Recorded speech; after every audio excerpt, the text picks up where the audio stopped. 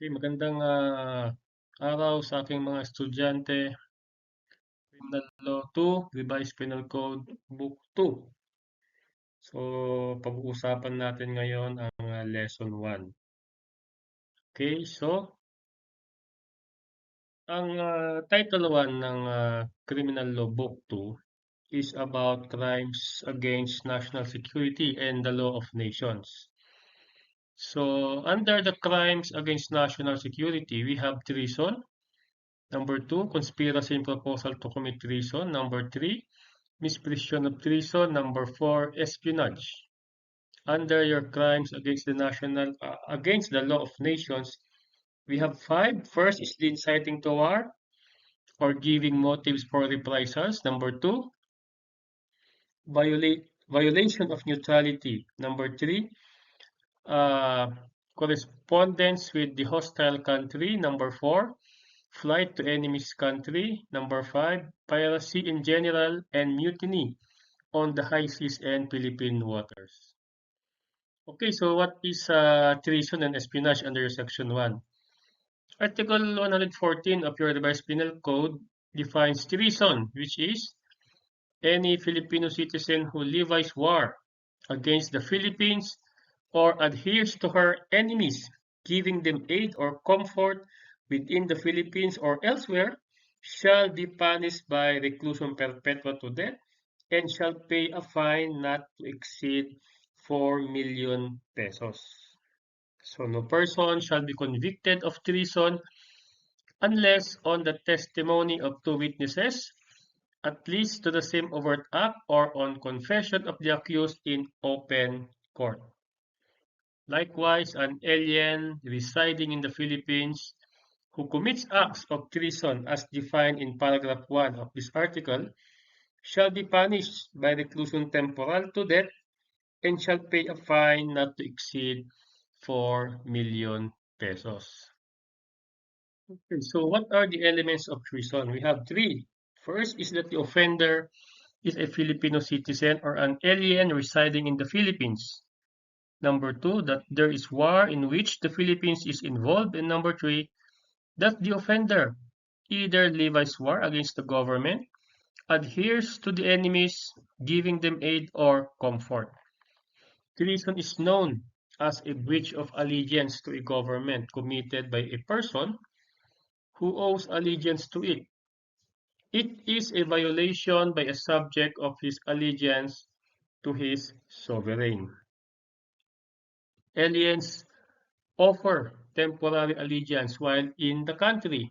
It cannot be committed in times of peace. So class, remember treason cannot be committed in times of peace. Dapat ang treason lamang ay nakocommit in times of war or during, tuwing may giyera.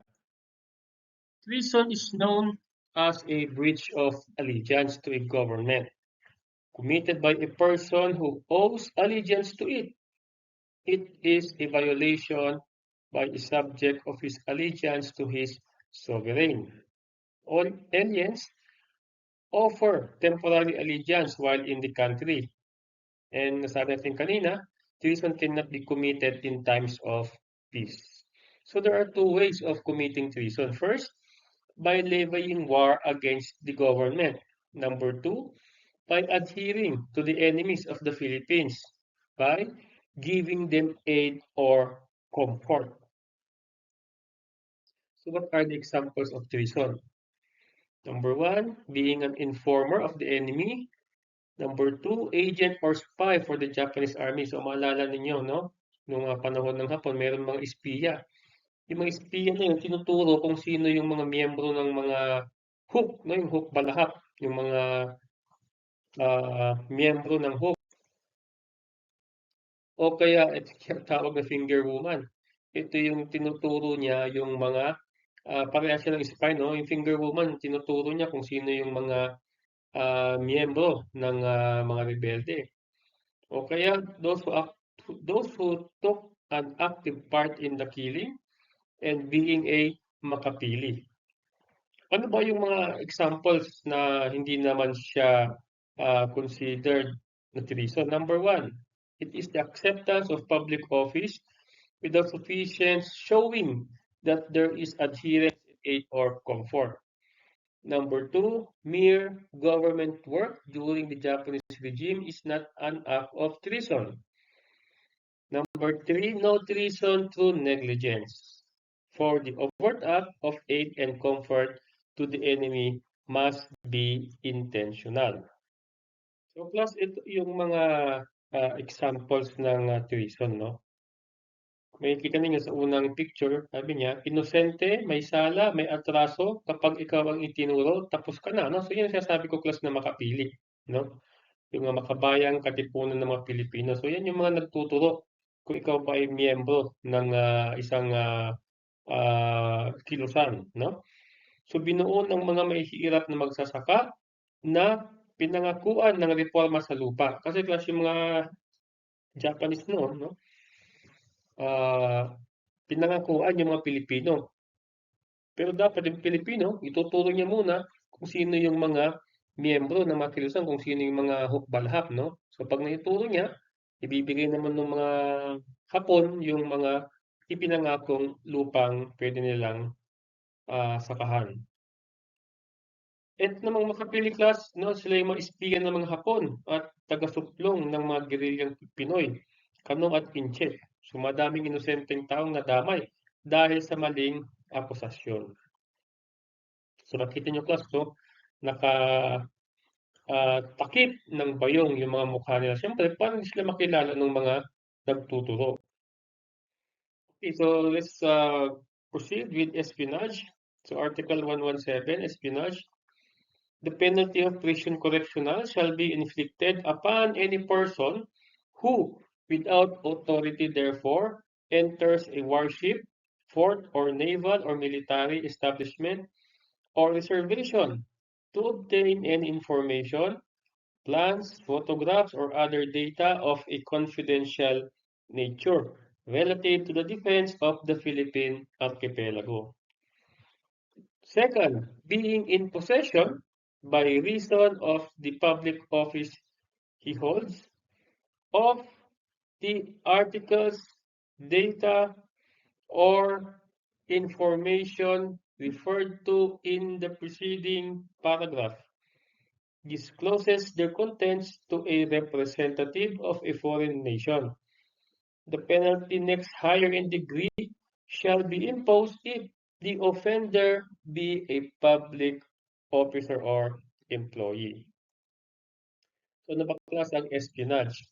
Espionage is the offense of giving, transmitting, or losing information respecting the national defense with intent or to believe that the information is to be used to the injury of the Republic of the Philippines or to the advantage of any foreign nation. What is the first mode of espionage? Ito yun, ha? By entering without authority, therefore, a warship, fort, or naval or military establishment or reservation to obtain any information, plans, photographs, or other data of a confidential nature relative to the defense of the Philippines. So what are the elements? First, that the offender enters any of the places mentioned. Number two, that he has no authority therefore. And number three, his purpose is to obtain information, plans, photographs, or other data of a confidential nature relative to the defense of the Philippines. Take note, class, that under this first way of committing espionage, it is not necessary that the offender should have obtained any information as long as the purpose is present. So what is the second mode of espionage? By disclosing to the representative of a foreign nation the contents of the articles, data, or information referred to in paragraph number 1 of Article 117 by reason of the public office he holds. So what are the elements? Number one, that the offender is a public officer. Next, that he has in his possession the articles, data, or information referred to in Article 117, paragraph 1, by reason of the public office he holds. And lastly, that he discloses to a representative of a foreign nation. Okay, so ito naman, tignan natin itong piracy. Ano ba itong piracy? Hindi ito yung piracy na bumibili ka ng mga pirated na mga CD, ha? Noong unang panahon, usong-uso ang mga pirated CD, no? Kasi mahal naman yung mga original na CD. So, Article 122, piracy in general and mutiny on the high seas or in Philippine waters. The penalty of reclusion perpetua shall be inflicted upon any person who on the high seas or in the Philippine waters shall attack or seize a vessel, or not being a member of its complement, nor a passenger, shall seize the whole or part of the cargo of said vessel, its equipment, or personal belongings of its complement or passenger. The same penalty shall be inflicted in case of mutiny on the high seas or Philippine waters. Okay, so let's define piracy. Piracy, it is a robbery or forcible depredation on the high seas. So, dapat nasa kalagitnaan ka ng dagat, no? Para makomit mong piracy. Without lawful authority and done with animo frondi and in the spirit and intention of universal hostility. Class, ang piracy class is considered a crime against mankind, no? So, kahit ano ang lahi mo, ano? Kung anong lahi mo, negro, Amerikano ka man, Meksikano, once na nasa kalagitnaan ka ng dagat at uh, may piracy nangyari, ano? That is punishable. So what are the three ways of committing piracy? First, by attacking or seizing a vessel on the high seas or in Philippine waters. Number two, offenders are not members of its complement or passenger of the vessel. Number three, that the offenders attack or seize the vessel. Letter B, that the offenders seize the whole or part of the cargo of the said vessel, its equipment, or personal belongings of its complement or passengers. So let's define mutiny. Mutiny is the unlawful resistance to a superior officer or the raising of commotions and disturbances on board a ship against the authority of its commander.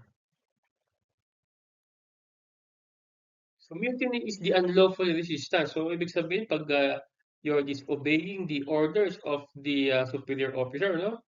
Example, nasa gitna kayo ng dagat at ikaw ay miyembro ng okay, ikaw ay isang officer ng barko. Tapos dinidisregard mo or dinidisobey mo yung utos ng inyong kapitan, no?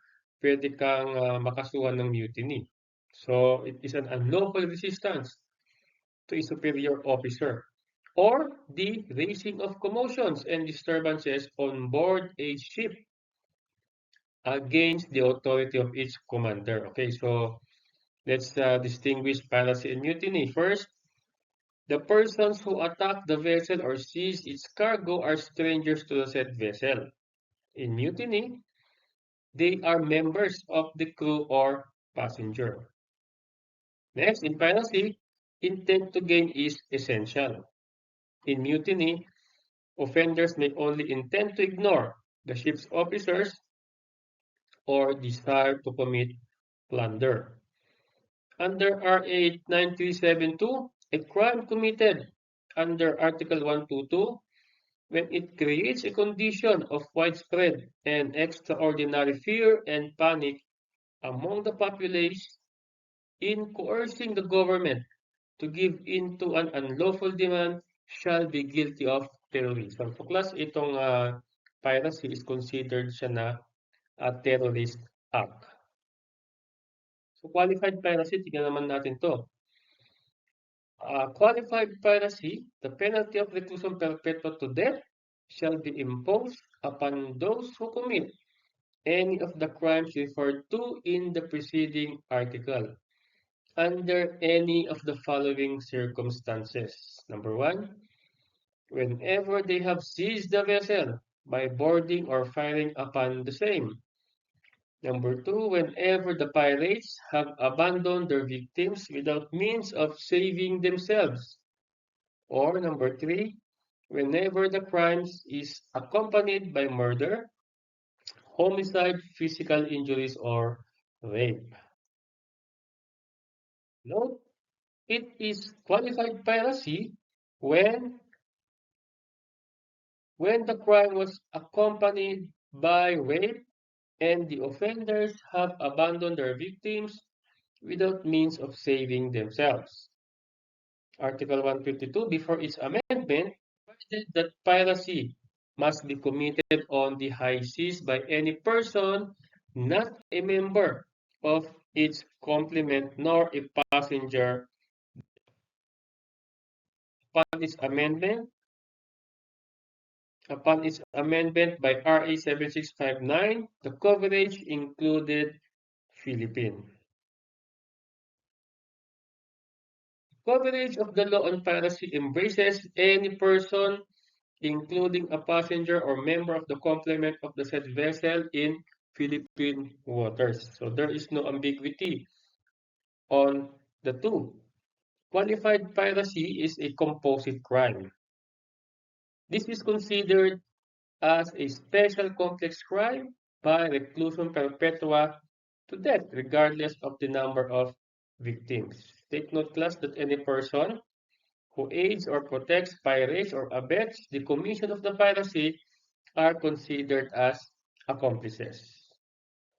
So acts inimical to civil aviation punished by RA 6235. Okay, so class, uh, thank you, and we'll go to the other or for the next part of the lecture. Thank you, and God bless.